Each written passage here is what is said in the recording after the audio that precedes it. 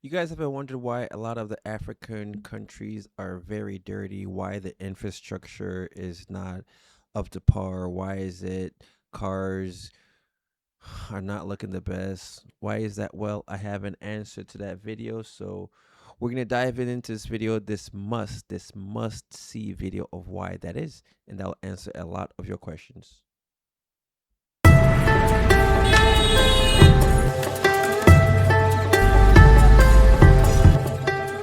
Has it ever crossed your mind why African cities look like this and Western ones look like that? Have you also ever wondered why African cities are littered with rubbish and have open gutters while Western and other cities outside Africa appear clean and well maintained? Does a country have to be wealthy to have well-planned, litter-free streets? In general, why is urban planning in Africa so poor compared to the West and East Asian countries, or even the GCC countries? Take a look at your cities like Onitsha in Nigeria, Kano, Enugu, Abeokuta, Ibadan, Nairobi, Abidjan, Accra, Rwanda, Yaoundé, Douala, Kinshasa, or Kampala. The haphazard urban planning in these cities, marked by open gutters, rubbish-filled streets, inadequate infrastructure, resembles something designed by the same architect. There is often a noticeable absence of trees, pavement, and a structured urban planning when compared to cities outside Africa. Do we need to be wealthy to plan and maintain our streets? How is it possible that we have leaders running the various African countries who see this mess but seem to do little to address it? The average age of most African countries is 60, which makes them older than Qatar, the UAE, or Bahrain. Those countries are way younger than we are, and just 25 years ago, those countries were underdeveloped. The irony is that in the 50s, cities like Lagos, Nairobi, Accra, and Douala had impressive urban planning while under European rule. So what happened? Have we retrogressed while the GCC countries have progressed? So it seems, isn't it? Is it possible that black people can't manage or run countries? Because even black countries and communities outside Africa exhibit similar traits. Do we lack the funds or capability to build, manage? I think this is kind of a touchy subject. It's safe to say a lot of the times it's the leadership. The leadership has control of finances. They can choose to clean up the roads. The leadership has control over all of this. So if you look at leaderships in Qatar, Europe, United States, they pride themselves on being clean. But a lot of the times the leaderships in Africa, they just care about themselves. So, but there's enough money to clean up the roads, clean up buildings, just to make everything look nice. But at this point, it's just leadership. This is something that he's brought up in the video. If you look at Qatar, you look at Europe, all these countries are always clean and they're younger than Africa. But then again, everybody looks at Africa as a dump. Like nobody really, really respects it just because they just come and take things and go and build their countries. But let's continue.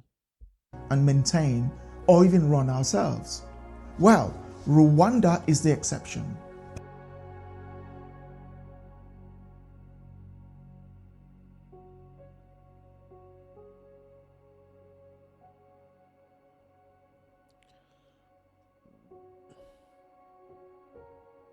Paul Kagame runs a landlocked country that is 10 times smaller than Ghana, Gabon, Uganda, and has a GDP of barely 15 billion US dollars, which is less than the wealthiest black man, Nigerian Aliko Dangote.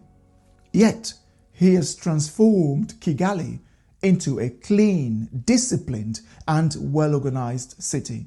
So it isn't necessarily about being wealthy. Every major infrastructure in Black Africa was built by non-Africans. Kenyan motorways, Angolan airport, Nigerian, Tanzanian, Ghanaian, and Senegalese trains, motorways, and every other major infrastructure in Black Africa were built by non-Black Africans. So why is it that Did you guys get that? So the countries Ghana, Nigeria, Tanzania, I think it said Tanzania in there. All of these were built by non-African people. This is, I don't know how to react to this. It's good and bad. It's good that their buildings are there, their trains are there, but it's also kind of pretty much saying that we're not able to build our own, when in actuality we are very capable of building our own. But once again, yeah, it's, we can build our own. And it shows you guys, Kigali, if you look at it, the leadership, like I told you earlier, for a country to be successful, you have to have great leadership. For every company to be successful, you have to have a good CEO. For a house to run, you have to have somebody, a man, to properly run it right. But once again, let's continue. after over 60 years of independence, no Black African country has managed to construct a 50-meter bridge or a 50-meter high-rise building. Our streets suffer from a lack of trees, poor maintenance, chaotic driving, pothole-ridden roads, and an overall sense of disorder. What are we doing wrong? Is it corruption, tribalism, or a perceived inability to manage our resources? I ask these questions because I have visited many of the cities mentioned here, and they share similar struggles. It took the UAE, Qatar, Bahrain, and others less than 30 years to fix up their country. Why can't we do it in 60 years? While others build infrastructural marvel, we are busy fighting ourselves over what tribe is superior or what version of the foreign religion, Islamic Muhammad or Christianity Jesus, is the correct one. While other nations develop robust educational systems, we are busy complaining about racism and how everyone else hates us. The disrespect towards Black Africans is in many ways self-inflicted.